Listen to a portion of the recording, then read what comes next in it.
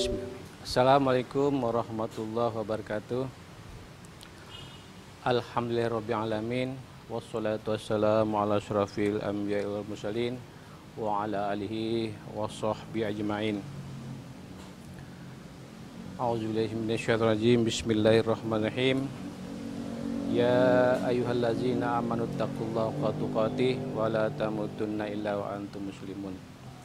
Qala aidan inna anzalnahu fi lailatul qadr wa ma adraka ma lailatul qadr lailatul qadri khairum min alfi syahr tanazzalul malaikatu waruhu fiha bi idzni rabbihim min kulli amr salamun hiya hatta matla'il fajr.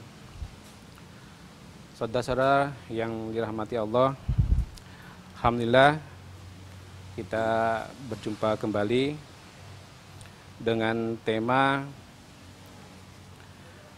bukti kecintaan kita terhadap Al-Quran.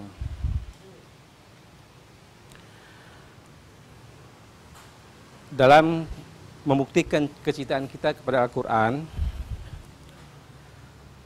menurut Profesor Dr.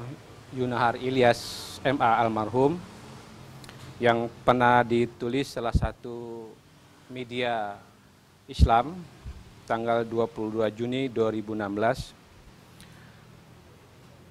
bukti kita, kecintaan kita terhadap Al-Quran untuk memahami Al-Quran, paling tidak ada beberapa poin. Yang pertama, bahwa Al-Quran itu memperingati bagi kita sebagai seorang muslim agar kita senantiasa mencintai Al-Quran. Dalam bulan Ramadan ini, kita sudah tahu sebagaimana yang kita ketahui dalam surah Al-Baqarah ayat 183. Di sana dikatakan, ya ayyuhallazina amanu taqullaha haqqa tuqatih wa la tamutunna illa wa antum muslimun. Hai orang-orang beriman, diwajibkan atas kamu berpuasa sebagaimana telah diwajibkan atas orang-orang sebelum kamu, agar kamu menjadi orang bertakwa. Agar kita menjadi orang bertakwa, paling tidak ada 4 ibadah utama yang kita laksanakan pada bulan Ramadan ini. Yang pertama tentu adalah kita melaksanakan puasa Ramadan dengan baik dan benar. Yang kedua tentu kita menghidupkan pada malam hari, itu melaksanakan sholat malam atau sholat tarawih. Kemudian yang ketiga adalah membaca Al-Quran, dan yang keempat adalah bersedekah. Nah, kali ini saya akan membahas tentang nuzul Quran, di mana nuzul Quran itu sendiri menurut Profesor Yunahar Ilyas mengingatkan kita bahwa penting bagi kehidupan ini agar Al-Quran dijadikan nilai-nilai kehidupan kita sehari-hari. Nah, sementara kita sudah terbiasa ketika kita menghadapi Ramadan, paling tidak masing-masing kita menargetkan minimal dalam 1 bulan kita menyelesaikan 30 juz dalam membaca secara tekstual. Nah, selain itu kita juga berusaha untuk memahami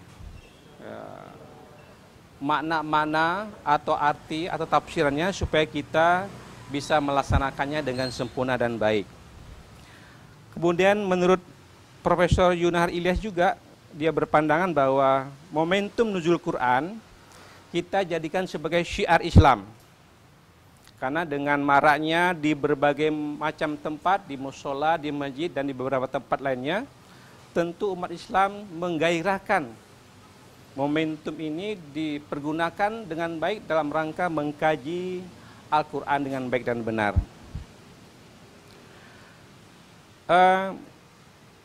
Untuk memahami Al-Quran, menurut beliau, paling tidak kita sebagai umat muslim dalam bulan Ramadan ini, selain membaca Quran secara tekstual, kita jadikan Al-Quran ini sebagai pedoman hidup manusia dalam kehidupan kita sehari-hari. sebagaimana yang telah kita ketahui dalam surah Al-Baqarah ayat 2, zalikal kitabul la raiba fihi hudal lil muttaqin, bahwa kitab Quran ini adalah petunjuk bagi orang bertakwa. Nah, untuk menjadi orang bertakwa, salah satunya adalah kita harus sering membaca Al-Quran dengan baik dan benar.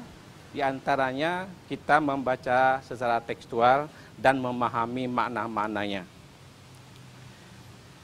Kemudian menurut beliau juga dikatakan bahwa umat Islam diwajibkan membacanya. Nah, membacanya menurut beliau paling tidak ada dua hal yang perlu kita dalami dalam membaca Quran.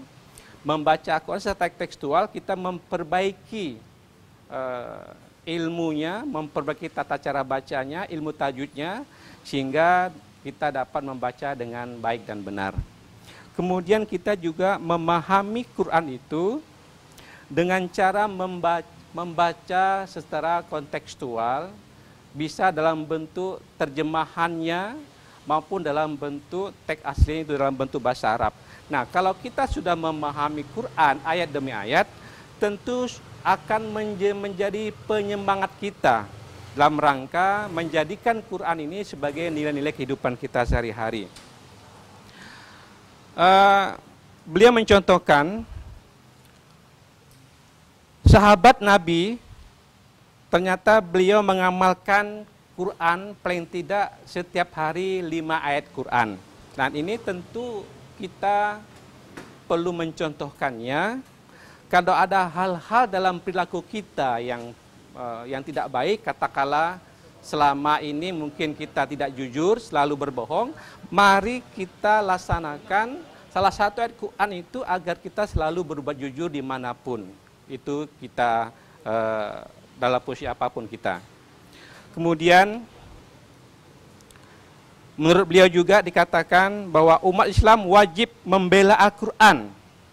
Nah, jika ada di antara kelompok-kelompok siapapun dia menghina Quran, memanipulasi Quran, tentu kita sebagai umat Muslim wajib membelanya dengan cara-cara yang baik.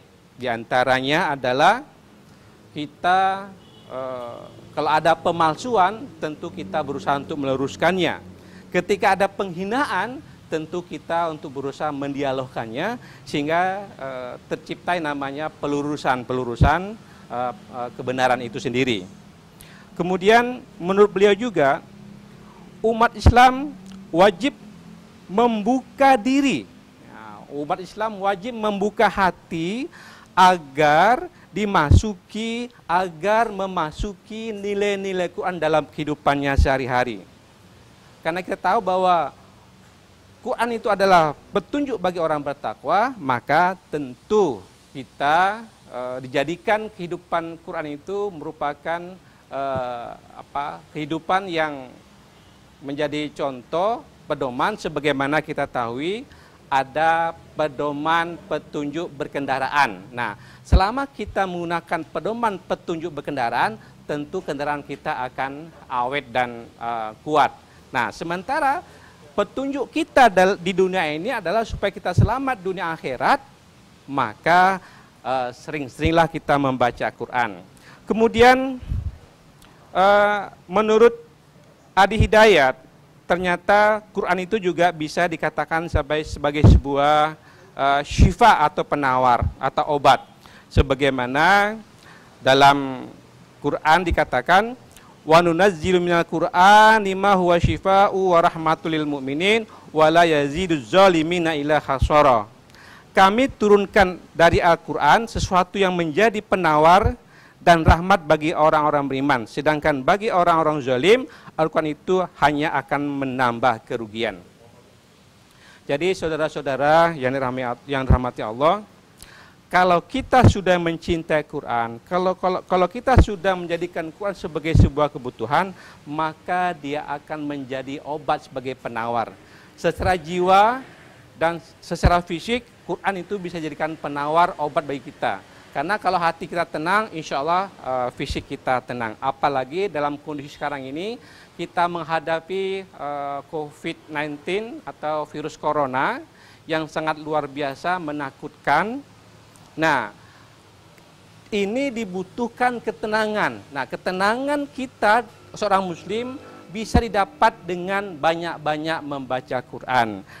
Dalam Islam, membaca Quran secara tekstual saja satu huruf dinilai paling kurang 10. Nah, kalau kita baca menurut hadis Abu Daud, kalau kita membaca dalam keadaan wudhu, maka nilainya per huruf itunya nilainya 25. Bahkan kalau kita membaca Al-Quran di dalam sholat, per huruf itu nilainya 50. Dengan demikian luar biasa, sangat dahsyat sekali, sangat besar pahalanya bagi orang-orang muslim. Maka sangat rugi kalau kita dalam bulan puasa ini tidak meramaikan, tidak mensyiarkan Quran dalam kehidupan kita sehari-hari, terutama di rumah tangga kita masing-masing. Hadirin jamaah rahimakumullah. Sedangkan Quran sebagai rahmat dalam surah Al-Isra ayat 82 tadi, kalau menurut Profesor Quraish Shihab, rahmat itu adalah seseorang yang diberi petunjuk, diberi hidayah oleh Allah, mampu membedakan mana baik, mana benar, mana salah, mana yang benar. Nah, kalau seorang muslim sudah mampu membedakan Al-Furqan, bisa membedakan mana baik dan benar, maka dia dikatakan telah mendapatkan rahmat dari Allah Subhanahu wa taala. Saya kira itu saja sekilas informasi dari saya. Mudah-mudahan ada manfaat bagi kita semuanya. Saya akhiri. Wassalamualaikum warahmatullahi wabarakatuh.